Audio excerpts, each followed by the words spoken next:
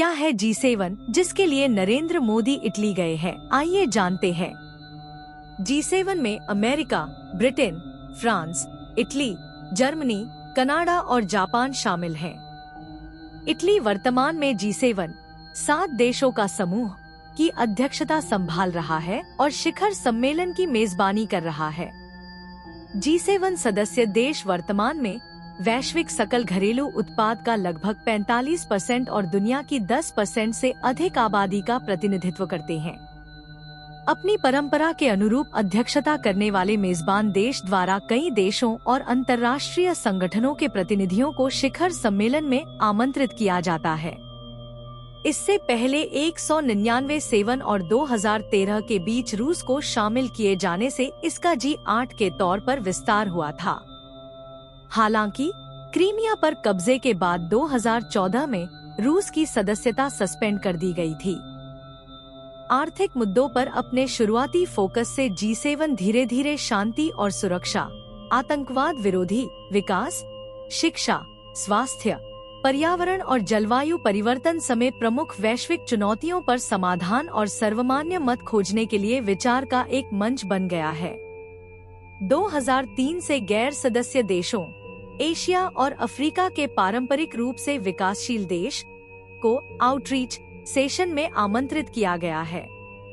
G7 ने इसके साथ सरकार और तंत्र से अलग गैर सरकारी हितधारकों के साथ भी बातचीत को बढ़ावा दिया, जिससे व्यापार, नागरिक समाज, श्रम, विज्ञान और शिक्षा, थिंक टैंक, महिलाओं के अधिकारों और युवाओं से संबंधित मुद्दों पर कई सहभागिता समूहों का निर्माण हुआ है। वे G7 के अध्यक्ष देश को अपनी अनुशंसा प्रदान करते हैं। इस बार क्या एजेंडा है? 1 जनवरी 2024 को इटली 7वीं बार G7 का अध्यक्ष बना है।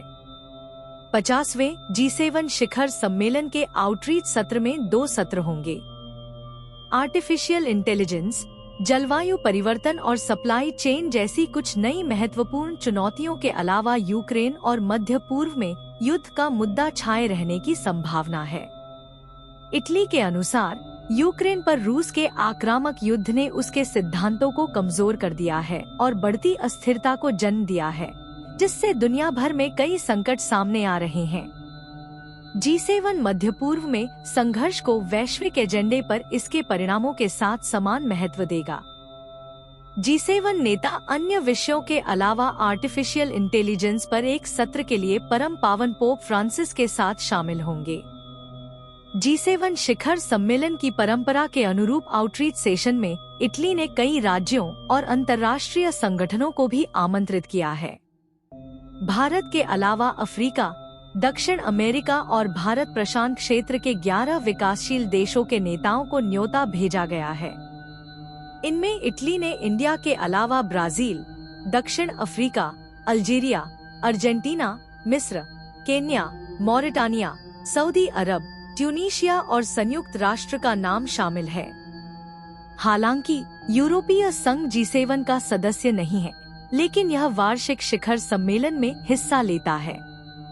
G7 शिखर सम्मेलन के इस आउटरीच सेशन में भारत की यह 11वीं और पीएम मोदी की 5वीं सहभागिता होगी। G7 शिखर सम्मेलन में फोकस में रहने वाले यह मुद्दे होंगे: इंडो पैसिफिक, अफ्रीका, जलवायु परिवर्तन, पर्यावरण, शरणार्थी समस्या, migration, artificial intelligence, AI। G7 का क्या इतिहास रहा है? G7 देशों Canada, France, Germany, Italy, Japan, UK और अमेरिका ने पहले तेल संकट के बाद 1975 में फ्रांस में G6 के रूप में पहला शिखर सम्मेलन आयोजित किया था। कनाडा इस समूह में अगले वर्ष शामिल हुआ। 2010 से 2014 तक रूस समूह का सदस्य था और तब इसे G8 कहा जाता था। G7 की बैठक वार्षिक होती है, जिसमें इन राष्ट्रों के नेता हर साल मिलते हैं। समूह की वार्षिक अध्यक्षता 7 देशों के बीच बारी बारी से एक सदस्य देश को सौंपी जाती है। G7 एक चार्टर और सचिवालय वाली कोई औपचारिक संस्था नहीं है। जिस सदस्य राष्ट्र के पास अध्यक्षता होती है, उसी पर शिखर सम्मेलन के उस वर्ष का एजेंडा तय करने की जिम्मेदारी भी होती है। भारत ने अब तक 10 G7 शिखर सम्मेलन आउटरीच सेशन में हिस्सा लिया है। 2003 में फ्रांस, 2005 में यूके, 2006 में रूस, 2007 में जर्मनी, 2008 में जापान, 2009 में इटली, 2019 में फ्रांस, 2021 में यूके, जर्मनी में 2022 और जापान में 2023 हिस्सा लिया है। भारत की ओर से सभी भागीदारी प्रधानमंत्री के स्तर पर रही है। G7 में भारत का बढ़ता महत्व क्या संदेश देता है? पिछले कुछ वर्षों में भारत को नियमित रूप से G7 शिखर सम्मेलन के आउटरीच सत्र में आमंत्रित किया गया है। आज भारत दुनिया की 5वीं सबसे बड़ी अर्थव्यवस्था है। इसकी अर्थव्यवस्था G7 के 3 सदस्य देशों फ्रांस, इटली और कनाडा से भी बड़ी है। भारत ने हाल ही में अपनी G20 अध्यक्षता संपन्न की है और भारत ग्लोबल साउथ की एक मजबूत आवाज बन चुका है।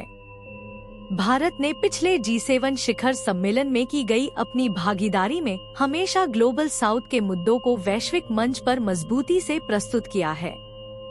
प्रधानमंत्री ने 2023 में हिरोशिमा में अपने चौथे G7 शिखर सम्मेलन में हिस्सा लेने के दौरान 3 पूर्ण प्लेनरी सत्रों में भारत का पक्ष रखा था। पहला सत्र working together to address multiple crisis विषय पर था, जिसे भोजन, स्वास्थ्य, विकास और लिंग पर केंद्रित किया गया था।